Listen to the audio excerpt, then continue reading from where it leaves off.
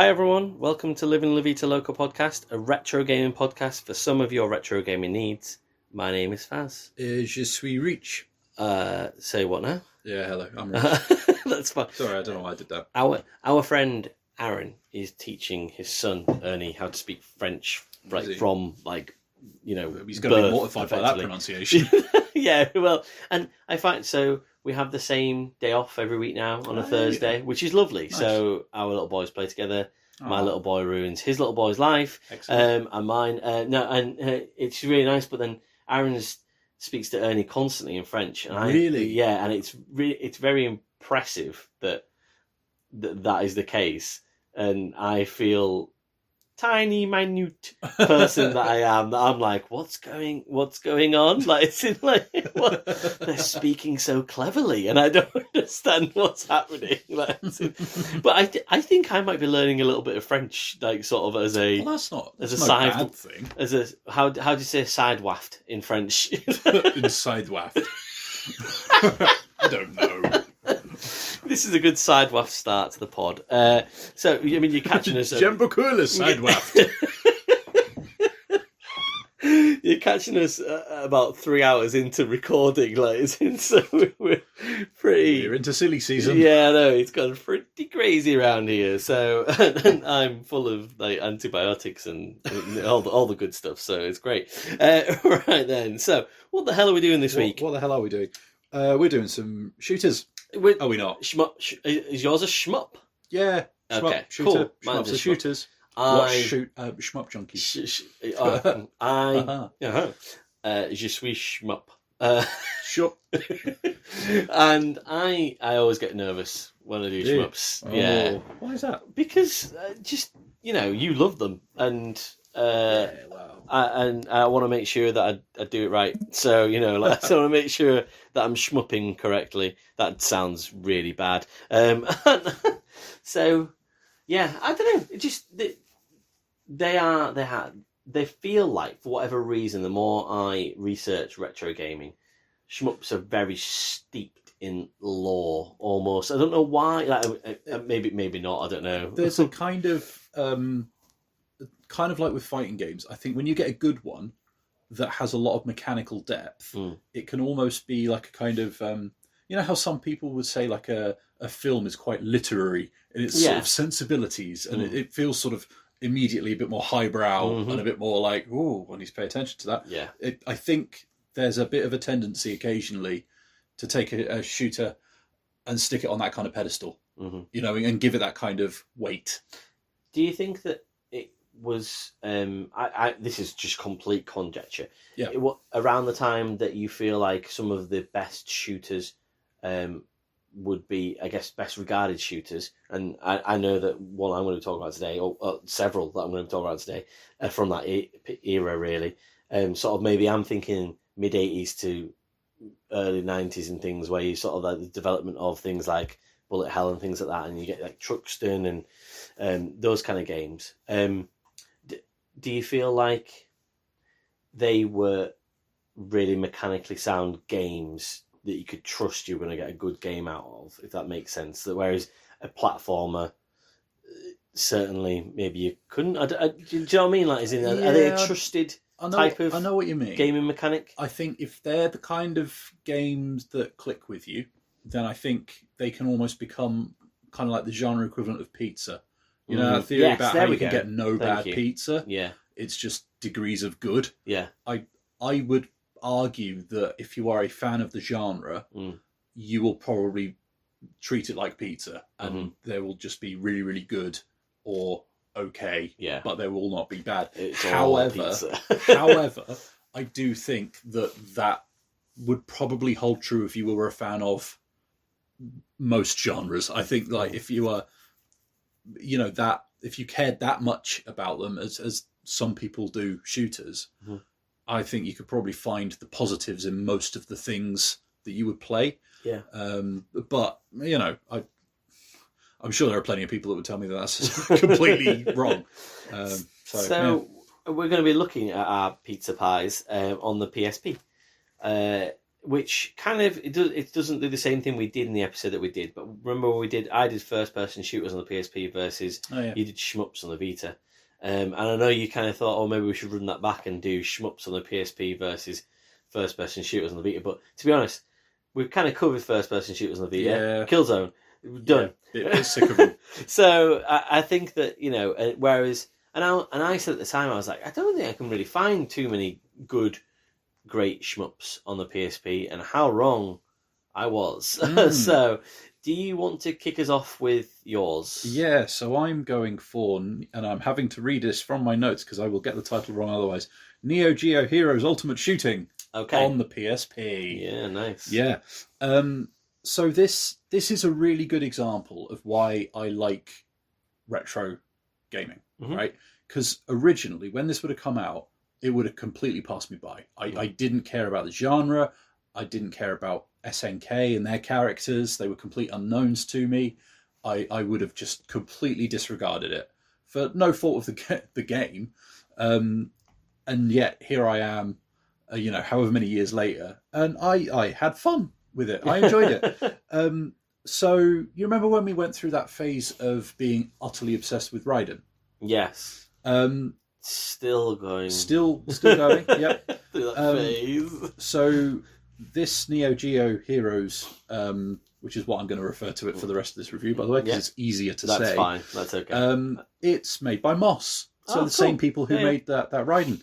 I've seen the Moss screen show up. You know what the Moss screen looks like. Show up 16,000 times in my last 2 months. This even does that sort of thing that the Raiden 4 menu does, where the different machinery bits click into place from the corners. But it turns out that once upon a time they'd done a game called King of Fighters Sky Stage. Okay. So King of Fighters Sky Stage was a vertically scrolling shooter where certain characters from the King of Fighters games, which themselves are from other games that SNK made, were, rather than being in a beat-em-up or a fighting game, were flying and shooting things. There was a plot. There were reasons they were doing this. I'm just damned if I could tell you what they are. Right? Something heroic. So this game is basically like a kind of another iteration of that. So rather than just King of Fighters characters, they also have characters from Metal Slug and Samurai Showdown and other SNK properties and things like that. I feel like we're at like the 4th level of Inception here. There are quite a few levels. Yeah, they add in a new character as well, just to really spice things up. So you have a story mode, which kind of has branches like Darius, however we're saying it this week. But what's kind of cool about it is that when you get to a new stage, and if you fail, you get booted out and get game over. But you can, when you go back into it next time, you can start at the stage that you got to. So it's not like an old school arcade shooter where you have to do the whole thing from end to end. You can, be selective and kind of unlock these stages and practice them a little bit and stuff like that. Did you say that was specific to the PSP port, or was that to the game? So this is this isn't quite a port, right? This is a story mode that is different to King of Fighters Sky Stage. We will get to this. Okay, Bear with me. Sorry, that's fine. Okay. So you can go through and you can you have your difficulty settings. You do have an option for what's called an infinity mode, where you would take no damage and you can just play it for the story. Your ranking just won't get added to the leaderboards and stuff like that. It feels like they're trying to get new players in and make it this kind of unfathomable genre, like we were talking about at the start, a bit more accessible to people, which is never a bad thing, especially as, it's completely optional. You can just turn it off or not use it. Whether or not you actually play this for the story, I'm less sold on.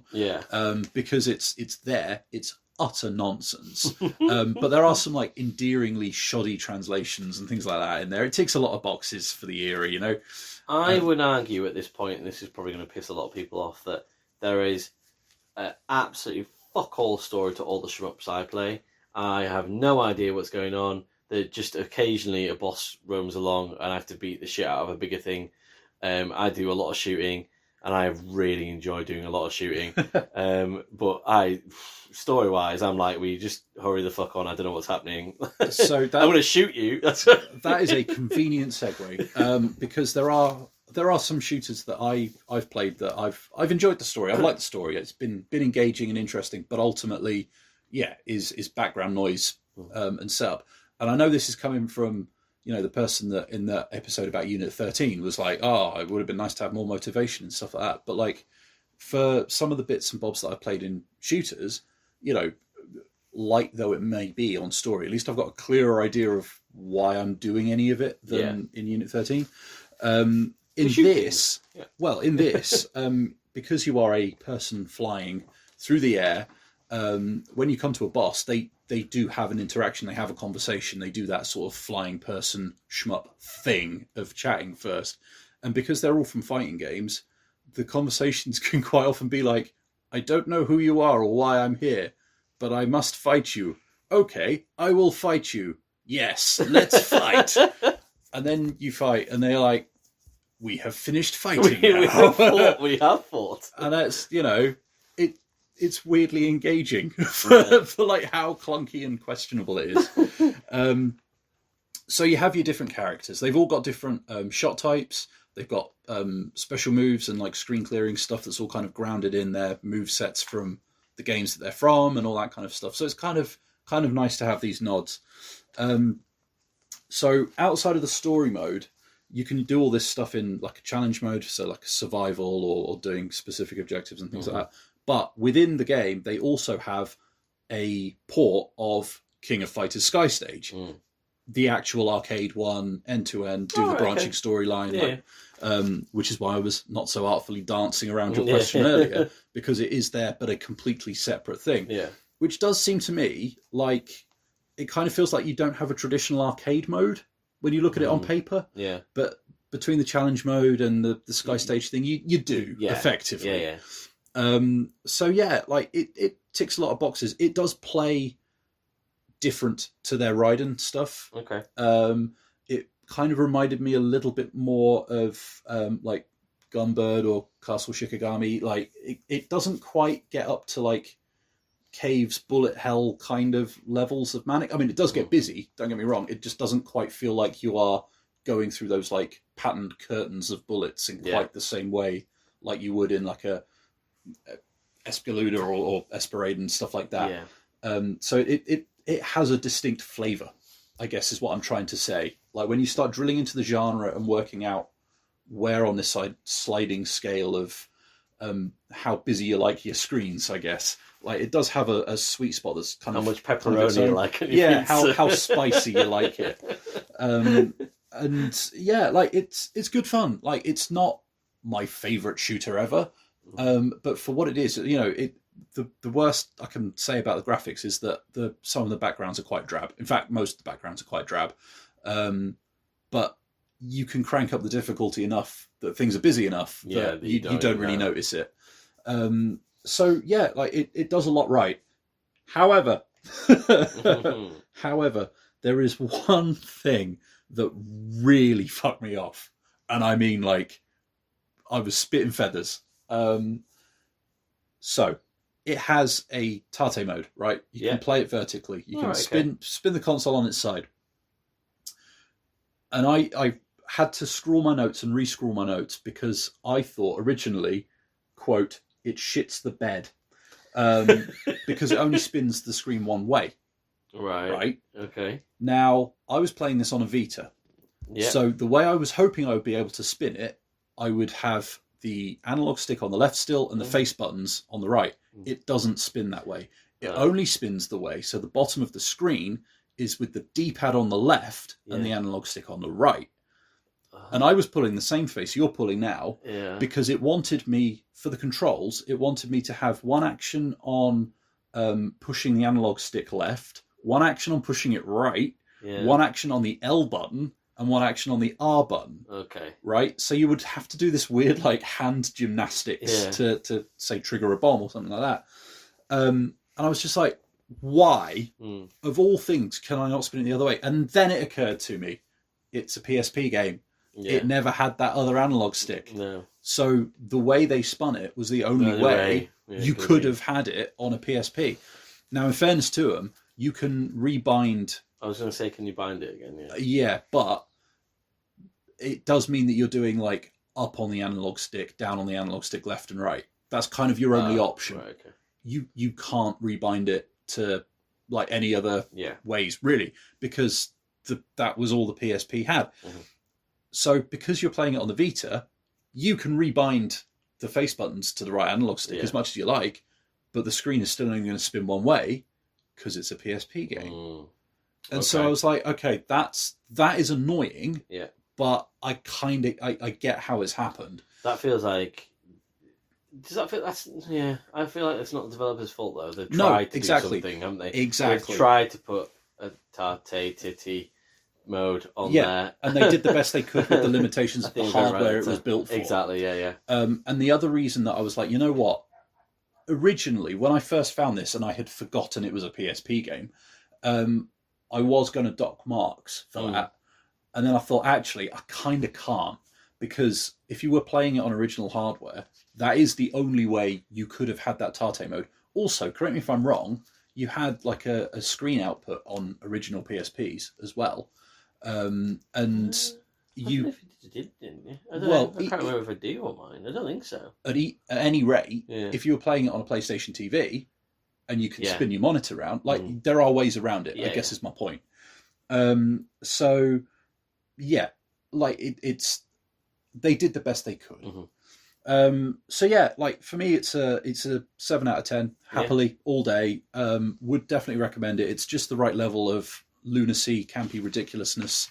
I don't think we all love. I don't think it's the best shooter in the world. But if you're looking for something that could almost work as a really nice introduction to like bullet hell style shooting, I think the way the difficulty levels scale and the way the characters work, you could do a lot worse than play something like this, I think.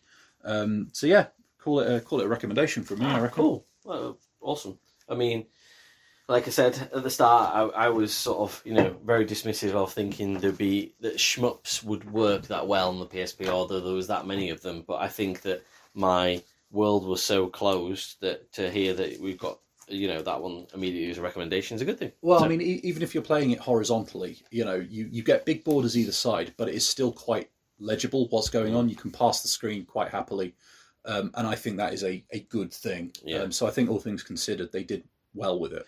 It's funny because I played Raiden on the Switch, not in Tate mode. I play it literally just on this tiny screen in the Switch, like and I've got so used to playing it that way, like I just don't think I could play it any other way. Like as in when I go for like high score runs and stuff, like as in I can't even put it on the big TV and get the controller out. Like as in it's got to the point where I'm like that's what I'm doing, and it's funny because then the controls on. Sorry, this is completely off piste. It's all right. I'm googling whether or not you can output video from a PSP. Yeah, I think you can. I think you can. You think you can? Really? One question about the PSP TV cable before buying it. I mean, that sounds like you could buy a PSP AV cable. The question is, does it exist? That's the question. You can output PSP system video to a TV using a video output cable sold separately. No way! Wow, never knew that. There you go. I would. Yeah. So I've never seen it advertised or anything. You know that little rectangular port that's next to the headphone jack? Yeah. Yeah, you get a special cable that outputs through the headphone jack and that rectangle, and then goes into your telly. How much is that? I shudder to think nowadays. There you go. See, educational experience for everybody. No, thank you. Including the host. You sat there with your crossed legs and you look like a lovely Buddha. Like, with your knowledge and power. With my Google. Where was I going? My side quest of a thought. Oh, yeah. And then, so I just recently, I spoke about this. So, Tony Hawk, and if something does come of it, so hopefully there's a little bit of news maybe that they're going to do something together with Activision for the 25th anniversary of Tony Hawk Pro Skater 1. And on the Switch at the moment, it's like, I think it's £13 for the remasters. And I had them for the Xbox, and I was like, I want them portable on the Switch. So I was playing them on the Switch the other night, and yeah, it's the first time ever that the Switch having the Joy-Cons, just normal Joy-Cons binded to the Switch, the controls are not enough for a game. That is in because of the way that you play Tony Hawk and the amount of like reverts you try and do and stuff. And it's funny because with riding, I don't need the shoulder buttons because it's just literally there's like 2 buttons for riding and stuff like that. And it's just weird that I just had that weird juxtaposition in my head where I was like, I don't think I can enjoy Tony Hawk portable on the Switch with the Joy-Cons like that, and I probably need something like a Nitro deck or whatever you want to call them to do that properly. Whereas riding, I just need 2 buttons, and actually it doesn't matter that I'm not doing it in Tate mode, and I've literally got a tiny little screen, but I'm just used to it in a certain fashion. But yeah, it's just funny that sort of the handheld buttons and the orientation of them can really affect your enjoyment of a game. Yeah, like as much as it did with you, but at the same time, you know, that is it wasn't a game breaker either. No. But it's the sort of thing that as I've got older and pickier, and frankly can afford more peripherals than when I was a kid, I've grown to appreciate that different ways of controlling things might not matter, but I certainly feel more comfortable using them, and that has an impact on my enjoyment of the game. I mean, like playing most PS Vita games nowadays, genuinely, I find really difficult and painful because the console is so small and the buttons are so small and close together. My hands cramp up really, really quickly. Which is again why I think I kind of gravitate towards like arcade sticks because I can spread out and stretch my hands out a bit more. Okay. Stuff like that, I find them so much more comfortable. We'll come back to next time we're doing a free play. I'm going to talk about a game that I had to buy a £2 peripheral to make the game as enjoyable as I wanted it to be. We'll come back. Let's try and remind me next time we do a podcast to talk about that. So, I'm going to talk about the shmups, and this is why I feel like I'm walking on hallowed ground, really, because I'm going to be talking about Gradius collection. Now, let's get this sort of straightened out then. So, we've spoke about this sort of before the podcast, like last week, or on the bus, actually. I thought I was going to say Gradius, but you said Gradius. I think Gradius. Now, Gradius, I think you're right, because I don't know where Gradius comes from. I tried to look up the source of what Gradius means, because outside of Japan, Gradius is called... Answer? I mean, which one? You want Salamander? No, Nemesis? Nemesis, yeah. So... Which one? Yeah, sorry, yeah. So Gradius 1 and 2 are called Nemesis outside Japan. And I was like, oh, Nemesis is like, that's a cool name. Like, as in, I was like, what's Gradius mean then? Like, is it sounds like a cool name, but what's it actually mean? And no one seems to really actually know on the internet.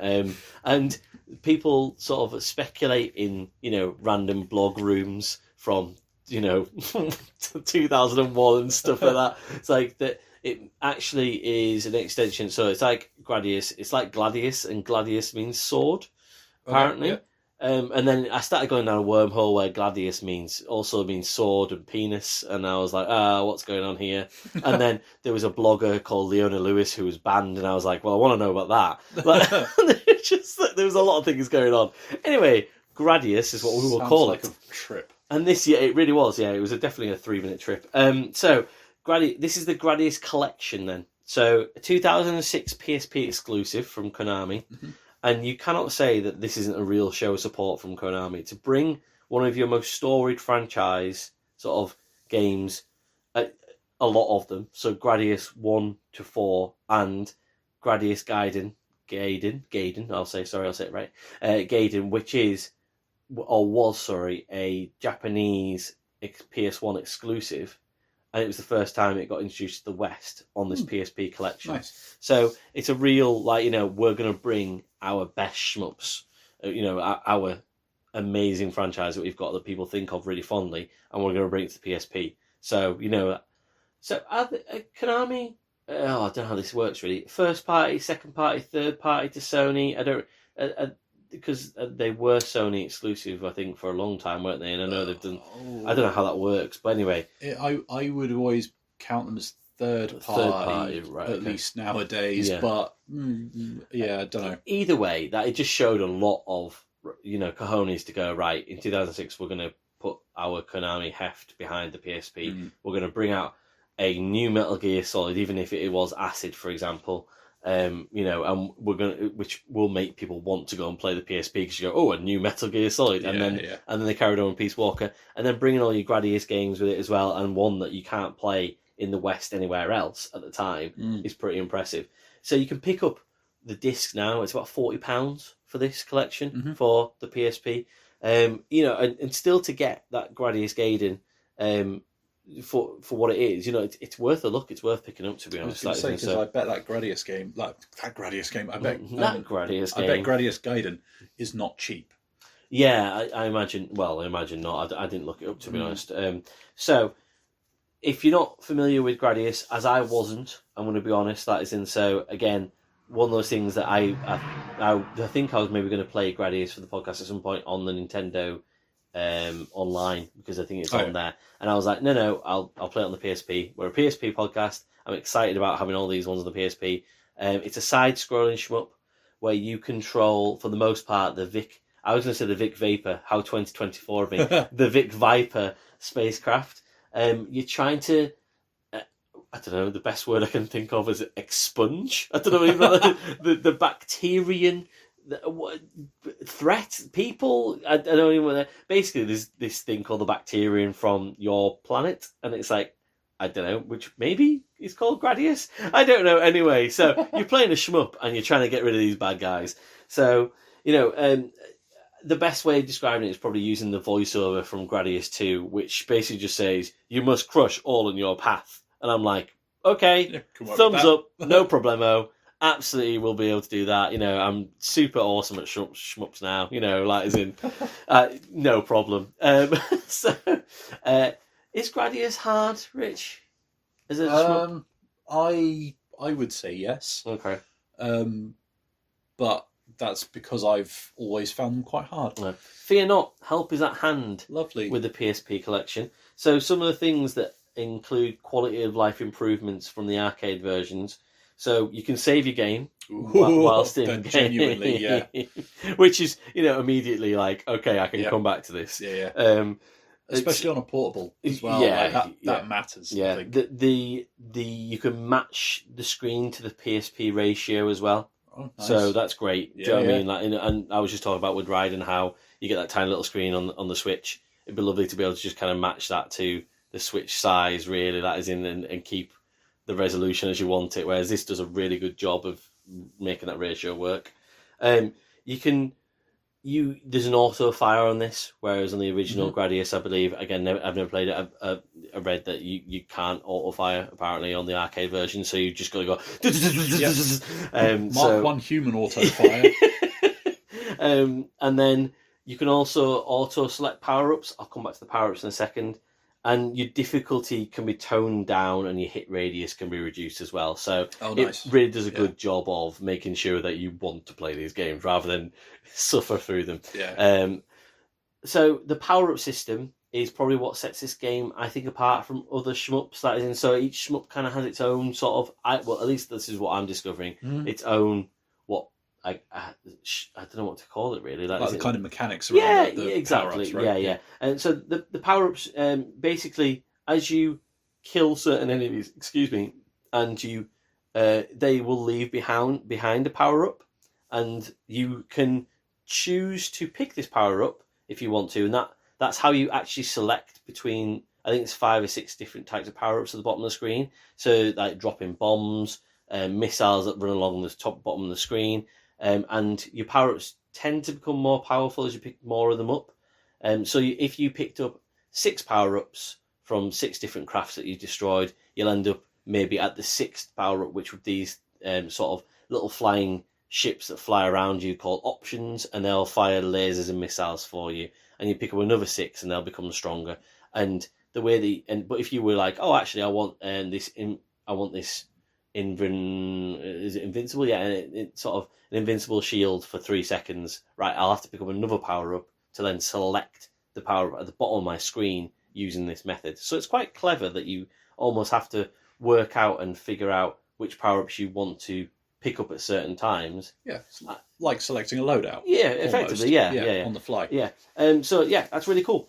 So like I said, this collection, there's 5 games to it, so I'm not going to go into super loads of detail on every single game, but I kind of, without noticing, and when I was reading through my notes before, I kind of wrote a little bit of a diary, I think, when I went. Nice. So this is my diary of the 5 games on the Gradius collection on the PSP.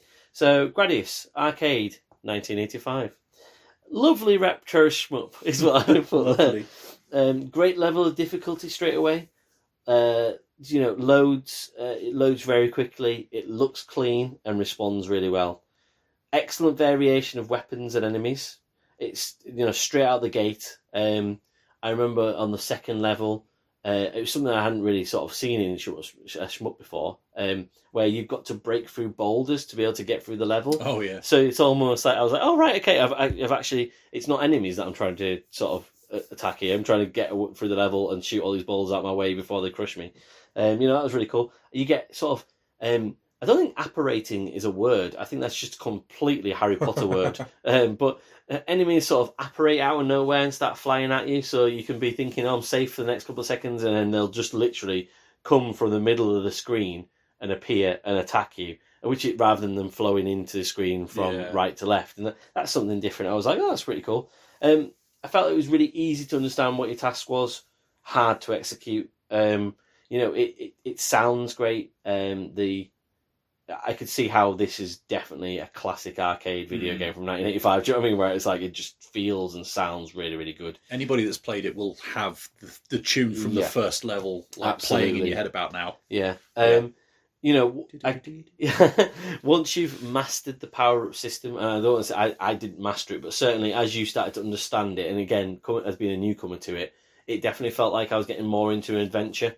Like, do you know what I mean? Like, the first few levels, and when I was like, what am I doing with these power-ups, and how am I doing this? Where I was like, actually, after I died maybe like 50 times, I was like, okay, right, I'm starting to get that, oh, this is my run, this is how I do this, and then you could start to enjoy all the trimmings around the level and the backgrounds and the enemies that are attacking you, because actually you're getting chance to see them because you've got your power-ups on. So I found it really fun and replayable. One thing that I found really hilarious was on the score screen at the end, it asks you what sex you are. I'm not entirely sure why it does that, but also your horoscope. Yep. Yeah, which is once you star sign. Yeah, which is great. Do you know what I mean? Like, I was like, whoa, what's the Aquarius here? And like I don't think there's enough pixels to provide all the horoscopes. So I was like, what am I? So I think I just ended up a random Aries, maybe. I don't know. So but that was just quite entertaining, I thought. So Gradius 2 from the arcade in 1988. So basically, I got, and I don't mean to sound glib, but same as the above, except the power ups seem to have more oomph to them. Okay. So it definitely felt like I felt like I was doing more damage more quickly, really, and therefore advancing a little bit easier than I was in Gradius 1. So great voiceover work in the second one. Like when the guy's going, "You need practice," and it's like, "Oh no shit, no shit, I need practice at this game." Right. Thank you very much. And then I started to notice in Gradius 2 that they start to mix in verticality really, really well. You'll get parts of the game where each level you might start flowing down and up, sort of like the screen will start to move with you a lot more, which I was like, oh, that's really cool. I've not seen that done as well, I don't think, in a shmup before. It's certainly not ones I've played, but like I've said previously, I'm not a massive sort of not steeped in the lore or anything, but yeah, it was really, really good. I thought the boss designs and the level designs in general were really impressive in the second game. I thought it was a real step on from the first game. And I noticed that at the end, they were now asking my age on the score screen. I was like, are you hitting on me? Gradius 2? As in you want to know my horoscope, my sex, my age? Gradius 3, arcade, 1989. Fuck, this one's difficult. Just fuck off me already, Sandlions, was what I wrote. The enemy type in this one just seemed to step up massively. Like he's within the first level. I think it's first level, second level. These just crazy ass sandlions flying across the screen rapidly at you, and I'm like, what? What are you doing here? I noted on here, and this was a mark against I guess the series as a whole was almost once you lose your power ups, in mid game, Yep. you're kind of done. That is in Which is why they call it Gradius syndrome. Oh, really? Do Yes, they? they do. Okay, fair enough. I imagine as in you would know what that might feel like. Yes, yeah, no, it's a really, really difficult thing because you, like you say, you get your run, you develop the approach that you want to take, you build up your power ups, but it definitely hits a tipping point where if you lose them, you're done. You may as well just restart. Yeah. And I'll tell you what, that was one of the things that I really liked about the Neo Geo Heroes one was because of the lack of power ups you had. You were choosing your character at the start who had the set like stuff.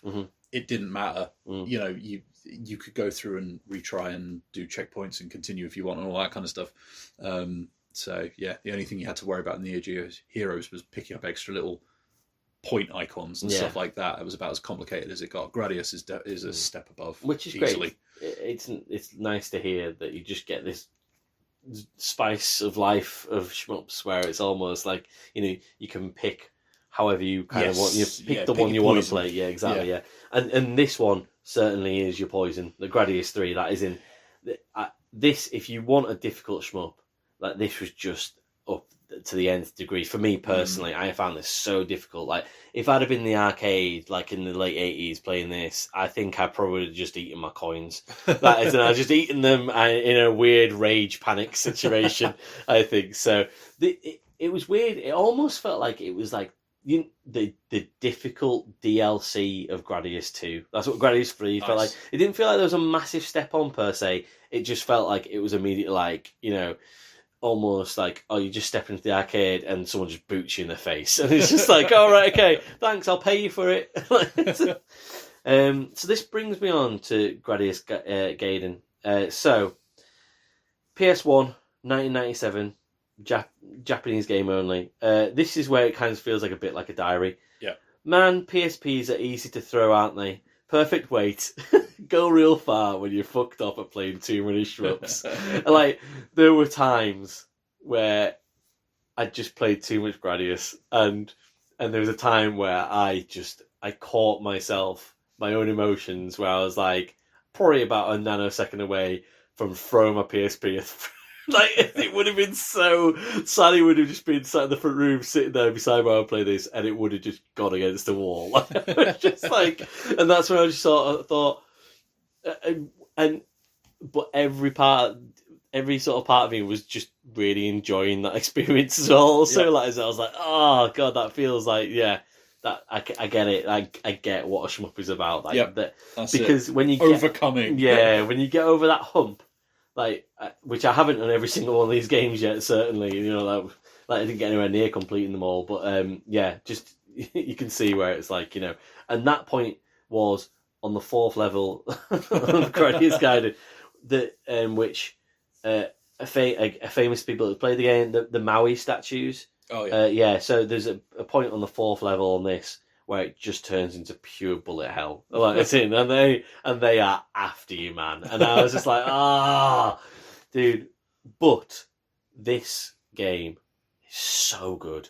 It is so good. This have you played this one? I've heard a lot of really, really good things about it, but I have not played it. It was on my hit list. Yeah, it was incredible. Like the voiceover is amazing, the music, the sound effects. Just it feels like possibly one of the best, well-weighted mechanical shmups I've ever played.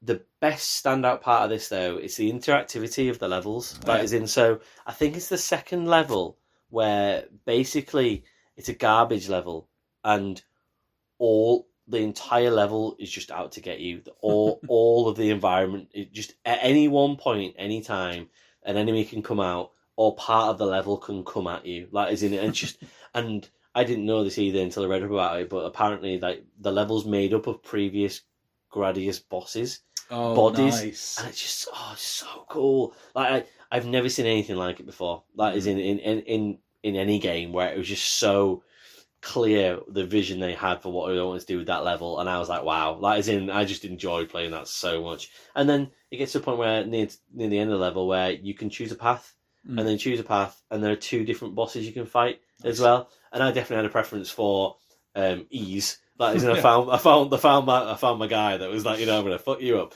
But like, as in, it was just great to see that there was just so much variety within that level as well. The power ups, again, it's the same thing, but on this one, there's 4 different types of ships to choose from, which just gives you a little bit of difference of variety.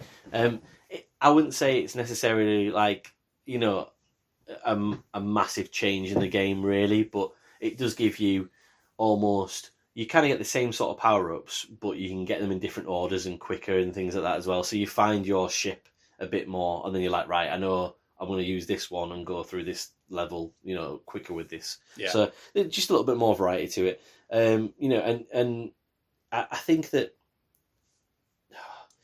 this one just felt so special. It really did. Even compared to the rest of them, it felt like a really special game. Like I just, it was just so vibrant and colourful and beautiful. It really was. Like, as in, yeah. I mean, that game alone would be pushing, possibly the best shmup I've ever played, I think, really. So, I'd highly recommend that.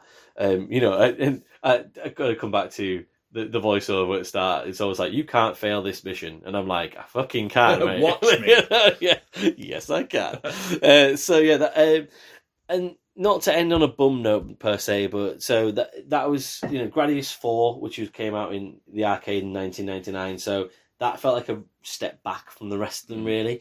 And it felt tacky. It almost felt like it had a bit of millennial sheen to it, almost like, as in that they tried to put too much sort of CGI aesthetics on it, and it felt a little bit slower than the other ones as well, and it just felt like it was.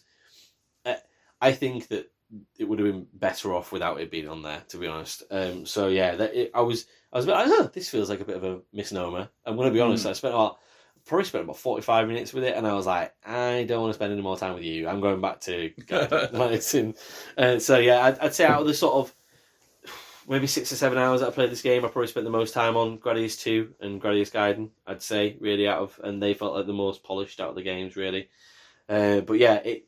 It overall, this feels like, to me, obviously it's easy for me to say because I've not played in any other sort of versions of it, but certainly a very definitive way to be able to have all these games in a collection on the go. It just makes sense if you want to play lots of Gradius. That is, and you can play it in your lap. And you can play lots of different ones. So, the fact that the collection varies from stuff that is, this collection is 18 years old now. That is, if you think about it, from the PSP from 2006, it's 18 years old. And it contains games that are almost 40 years old. Do you know what I mean? Like, as in, and even though Gradius 4 kind of lets it down a little bit, and I'd say that now that I know it's actually a thing, you've got the Gradius syndrome that affects you as well. They are really annoying. But this collection, you've got loads of shmups working pretty well, I'd say very well actually, on your PSP with customizable options, life improvements, accessibility, and some of the best shmups I've ever played all together in one collection. Do you know what I mean? So if you didn't have Gradius 4 on there and you take out that sort of Gradius syndrome, it'd be a 10 out of 10, but it's a 9 out of 10 for me, which, that's only the 3rd or 4th PSP game that I've given 9 out of 10. So, yeah, amazing. Really, really good. And for what it's worth, I'm just having a quick gander at Gradius Gaiden on eBay. And if you were getting it for the PS1, and it was Japanese only, according to Wikipedia, like you're looking at anywhere from about £46 plus postage from Japan to like 60, 80, 83, 70. Yeah.